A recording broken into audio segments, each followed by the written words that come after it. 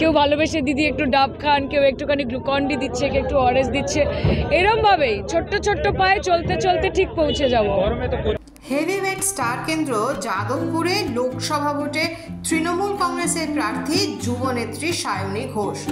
প্রার্থী তালিকা ঘোষণা হওয়ার পর থেকে কোমর বেঁধে ময়দানে নেমে পড়েছেন সায়নী। প্রচারে এ প্রান্ত থেকে ও প্রান্তে ছুটে বেড়াচ্ছেন তিনি। ঠোঁটের কোণে সবসময় লেগে আছে হাসি।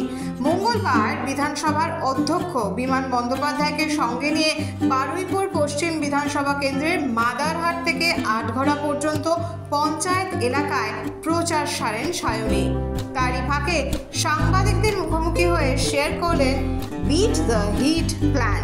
কি বললেন সায়নী, কিভাবে সামলাচ্ছেন এই এত গরমের প্রচার, সবটা শুনে নিন সায়নীর মুখেই।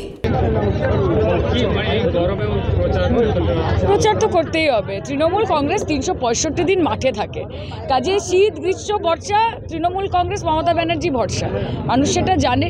প্রখর রোদ, এত এত কর্মীরা পায়ে পা মিলিয়ে চলছে। আমরা তো এসি করে বসে থাকার মানুষ নই। মমতা ব্যানার্জি স্ট্রিট ফাইটার, মাঠে নেমে লড়াই করতে হবে, মাটি কামড়ে পড়ে থাকতে হবে। এই গরমটাকে কিভাবে ম্যানেজ করছেন? আপনারা যেভাবে ম্যানেজ করছেন আমিও সেভাবেই ম্যানেজ করছি। কর্মীরা যেরকমভাবে ম্যানেজ করছে দেখছেন তো। কেউ ভালোবেসে দিদি একটু ডাব খান, কেউ একটুখানি গ্লুকন ডি দিচ্ছে, কেউ একটু অরেঞ্জ দিচ্ছে। এরম ভাবেই ছোট্ট ছোট্ট পায়ে চলতে চলতে ঠিক পৌঁছে যাবো। গরমে তো কর্মীরাও হাঁটছে, কি বলবেন যাতে? ওনারা তো আমাদের সম্পদ। আমাদের কর্মীরা হেঁটে একটা র্যালিকে এগিয়ে নিয়ে যায় বলেই তো আমাদের এত গুরুত্ব। যাতে সুস্থ থাকে তার জন্য কি বলবেন? মন ভালো রাখতে হবে, মনের স্পিরিট হচ্ছে আসল। এবং অবশ্যই সবাইকে বলছি একটু ছাতা টাতা নিতে।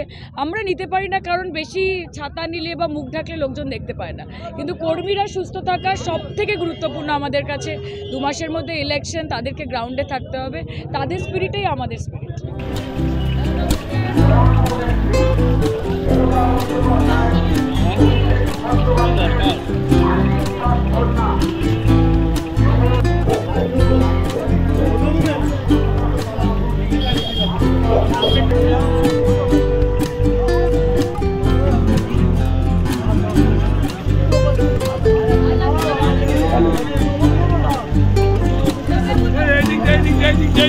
ধর